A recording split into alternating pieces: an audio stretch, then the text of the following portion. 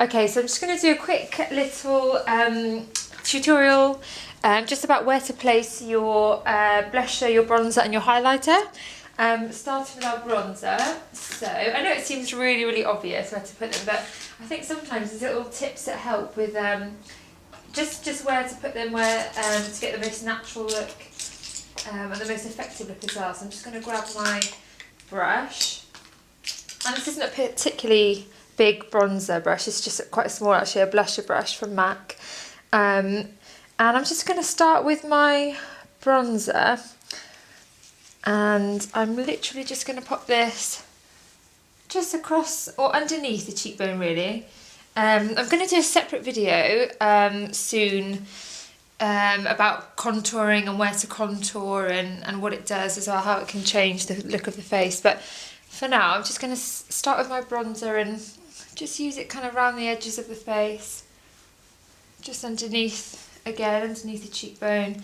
So I just want to warm up Ailey's face. I'm not doing extreme contouring here at all, just sweeping it underneath that cheekbone, around the face, a little bit in the cheek. Any high areas, and the light reflecting pigments in the bronzer always get picked up by the light and look really beautiful. So just warm up the face there. Blusher wise, I don't want anything too over the top. Ailey's got a really lovely bold lip at the moment, so I'm just going to go with one of my favourites. It's such a battered box. I've used it for so long, and it lasts for years, and it's just Benefit's Dallas. And it's like a dark, like a musky rose colour actually, and it's nice just to give a little bit of warmth to the cheek. So rather than getting Ailey to do a massive cheesy grin, which I know is often which is often done for blusher, I think sometimes it's not helpful because when you're smiling so much and if you just do a nice cheesy grin for me, if you do your blusher here where Ailey's smiling, as soon as she drops her face, the blusher is going to be maybe in a funny place because Ailey's not going to walk around with that big cheesy grin all day. We never know. She's quite a happy person, but taking it a bit too far. So I'm literally just going to start here, just in the apple of the cheek. I'm actually going to take it just up towards the hairline and upwards slightly in a kind of a backwards tick, which might look a little bit weird, but actually that's kind of where you would naturally flush, right up even towards the hairline. So just above where you've done your bronzer, apple of the cheek, and just up slightly towards the hairline. Actually, I heard a really, really good tip the other day. I think it's on another blog. Actually, it might have been in a magazine, in a little beauty bit, but someone was saying about to find your natural areas where you would flush, to find where you should place your blusher. Just look towards me and face me. You should actually just tip your head upside down for, I think it was about 20 seconds. And kind of bring your head back up, and you'll see where your natural flushed areas are. That's where you should place your blusher. Thought that was quite handy. Could get a bit dangerous though, so I would keep it to 20 seconds. So I'm just taking this right onto the apple of the cheek and up slightly there towards the hairline, straight across the cheekbone. I just want to dust a little bit of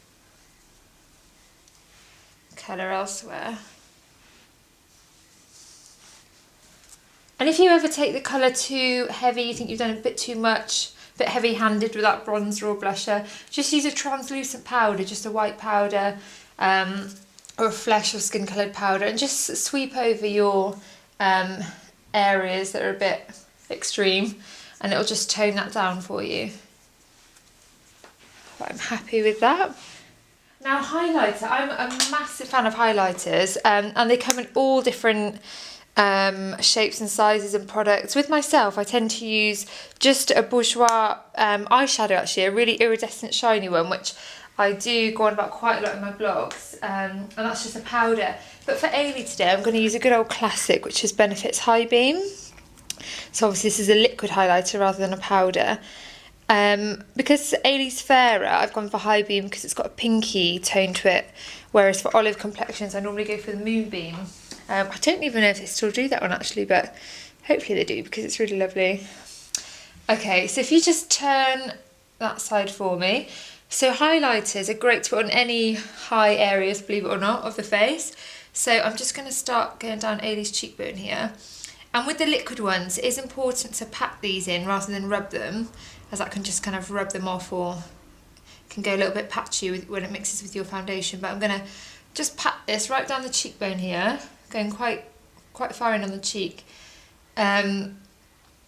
Yeah, and it's good to use, I'm using my third finger, but I think sometimes it's good to use your fourth finger, your ring finger, because that's the lightest touch. But yeah, these do dry quite quickly, so make sure you pat these in as soon as you put them on. And when the light picks up the kind of the light reflecting particles in here, it's really, really lovely. Always looks really nice on brides as well, or in photographs. Okay, and just turn back around to face me, so we'll do this side. And highlighters go such a long way, like these liquid ones, so you really don't need to use too much.